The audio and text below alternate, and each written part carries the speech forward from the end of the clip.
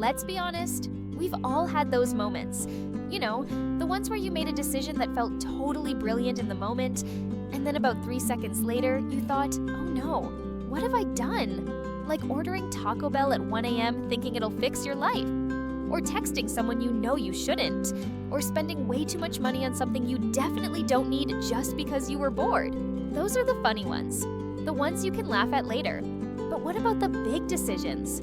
The kind that actually shape your life, like whether to stay in a relationship, take that job offer, move to a new city, or go all in on something that scares the hell out of you. Those aren't so funny. They're messy, they're heavy, and they can feel like a never-ending spiral of, what if I mess this up? So that's what we're talking about today, how to make better decisions. Not perfect ones, not magical ones that guarantee a happily ever after, just better ones. Ones that feel more like you, even if they're scary. Ones that help you move forward, not just spin your wheels. We're gonna dig deep, not just into logic and frameworks, but into your actual lived experience. How you think, how you feel, how you react when life throws options at you and says, pick one. So if you've ever felt stuck, overwhelmed, or just plain tired of second-guessing yourself, this is for you. Let's get into it. Part 1. Why smart people still make bad decisions. Here's the first thing I need you to know. Making dumb decisions doesn't mean you're dumb. It means you have a brain. See, your brain isn't designed for clarity. It's designed for survival. That means when you're trying to make a decision, your brain isn't necessarily thinking, what's the most aligned, meaningful path for me? It's thinking, what's the fastest way to avoid discomfort or danger or looking stupid? And that often leads to shortcuts, impulsive choices, knee-jerk reactions, defaulting to the familiar, even when the familiar isn't working anymore. It's why we stay in jobs we've outgrown, or say yes to things out of guilt, or pick the safe option even though our gut is screaming for something else. We're not lazy or broken, we're just trying to avoid the unknown. Because the unknown, that's scary. But here's where it gets hopeful. The more you understand your brain's patterns, the more power you have to work with them instead of being run by them. That's what this is about. Not becoming some emotionless decision robot, but learning to slow down just enough to notice what's actually going on beneath the surface. There's a powerful shift that happens when you start noticing your own decision defaults. Maybe you realize that when you're anxious, you rush, or when you feel unsure, you freeze. Once you catch those habits in the act, you can pause. You can question them. You can try something different. And trust me, the surface is never the full story. Most of the time, our decisions are layered. It's fear, it's hope, it's expectations. It's a little voice from childhood whispering, don't mess this up. Being aware of that voice doesn't mean you have to obey it. But knowing it's there, that's where choice really begins. Part 2, the heart of better decisions, getting to know yourself. Let's talk about something we skip over way too often, clarity. Not clarity about the options in front of you, but clarity about you. Because here's the truth. There is no right decision out there waiting to be found like a prize behind door number 3. There's just what's right for you in this season with the information you have now. So instead of obsessing over pros and cons, start with this. Who are you becoming? What actually matters to you? Seriously, what kind of life are you trying to build? What feels like home? What feels like growth? What feels like freedom? You can't answer those questions with a spreadsheet. You answer them by listening, by being quiet with yourself, by noticing what lights you up, what drains you, what you keep coming back to even when it doesn't make sense. And I get it. Asking yourself these questions can feel uncomfortable, but that's where the gold is. You start to see the difference between what you think you should want and what you actually want. And once you have that, you're no longer just reacting to life, you're shaping it.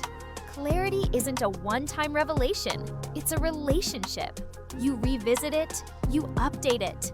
And the more often you check in, the clearer your voice becomes, beneath the noise of expectations, pressure, or comparison. It can help to write down what your ideal day looks like. Not some dream scenario in Bali, but an ordinary day in a life you'd love. What are you doing? Who are you with? How do you feel? That little exercise alone can show you what decisions are pulling you closer, or pushing you further away. And shaping your life starts with honest reflection. Maybe even asking, if I could only choose between this and that for the next decade, what would I let go of? That's where you find your compass. Part 3, let's talk about the stuff that gets in the way. Alright, now that you've got a little more clarity on what matters, let's talk about what makes decisions so freaking hard. Because let's be real, even when you do know what matters to you, making a choice can still feel like trying to solve a puzzle blindfolded. One big trap? Emotions taking the wheel. Ever tried to make a life decision while you were angry or anxious or emotionally fried from a bad day? Yeah, it doesn't go great. When our nervous system is in overdrive, everything feels urgent. Everything feels high stakes, so we rush, we panic, or we shut down completely. And that's when we make decisions we regret. So here's something simple but powerful. Pause. Give yourself space. You don't need to reply to that message right now. You don't need to fix your whole life by tomorrow. Go outside, breathe, sleep on it, and come back to it when you feel a little more steady. Another sneaky trap, waiting for the perfect feeling. You know the one, you're waiting for everything to click, for a sense of total confidence and clarity before you take the leap. But here's the truth, that moment might never come, because most good decisions feel scary.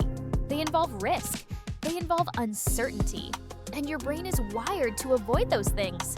So instead of waiting for certainty, move with intention. Take a small step, try a mini version of the thing, have one conversation, dip your toes in. You don't need full confidence. You need just enough courage to try. And finally, let's talk about perfectionism. The ultimate decision killer. If you're someone who wants to make the best choice, it's easy to get stuck. You research endlessly, you compare, you second guess, you postpone. But life isn't about finding perfect. It's about choosing and committing and then adjusting as you go. Your first step doesn't have to be flawless. It just has to be real. Sometimes we get so wrapped up in making the smart move that we forget the most powerful one, the one that moves us. Even a so-so decision made with heart will teach you more than a perfect plan you never act on. Part 4. Give your brain some help. Tools that actually work. Okay, so you've done the emotional work. You've slowed down. You've checked in with yourself. Now what? This is where a few simple tools can make the whole process feel less overwhelming. Let's start with writing. Not fancy journaling, just brain dumping. Grab a notebook or open up a blank doc and start putting your thoughts into words. What are your actual options? What feels exciting? What's freaking you out? What do you think you should do versus what you want to do? Don't worry about making it neat. Just get it out. When your thoughts are on the page, they stop circling in your head, and you can start to see what's underneath them. Now, something else that helps? Remembering you don't have to choose between option A and option B. There's usually a plan C or even a plan G you haven't considered yet. What if you didn't quit your job or stay stuck? What if you tested the waters with freelance work on the side? What if the real answer wasn't either or, but both and, at least for now? Expanding the frame often creates relief. It reminds you that there are more paths than the ones fear is showing you. And hey, don't forget about the people around you, but not just anyone. Talk to someone who listens well, who asks good questions instead of giving quick advice. Sometimes hearing your own thoughts out loud is what helps you land the decision that already lives inside you. Even using voice memos can help. Talk to yourself like a friend. Ask, what am I really afraid of? Or, what's the kindest choice for me here? That alone can shift the entire energy of your decision. Part 5. How to know when you've decided enough. Okay, so let's say you've done the work. You've reflected, written things down, talked it through. How do you know it's time to decide? Here's a gentle truth. You often won't feel 100% ready. And that's okay. What you're looking for is a sense of grounded readiness. Like, I don't have every answer, but I have enough to take a step. You're not panicking. You're not being pushed by fear. You're choosing with intention, even if it's still a little shaky. That's the sweet spot. That's where momentum lives. And from there, you commit. You take the leap. You live your way into the answer. Because you can't think your way into a perfect outcome. But you can move forward, keep checking in with yourself, and adjust along the way. That's how good decisions evolve. Sometimes a decision reveals its truth only after you make it. The fog lifts after you take a few steps forward. And that's okay too. So instead of asking, is this the right choice forever? Maybe ask, is this the right choice for right now? That small reframe can make a huge difference. Final thoughts. You're more ready than you think. You don't need to have it all figured out. You don't need to be fearless. You just need to get honest, slow down, and give yourself permission to not have all the answers before you start. You are allowed to take up space in your own decision-making process. You are allowed to change your mind. You are allowed to want what you want, even if it scares people, even if it scares you. You're a work in progress, and so is the path you're walking. The important part is that you keep showing up. Keep checking in with yourself. Keep choosing even when it's hard. So the next time you're staring at a fork in the road, don't ask, what should I do? Ask, what's honest for me right now? Then take one step, just one, because clarity lives on the other side of motion. And you've already started. You've got this. Really.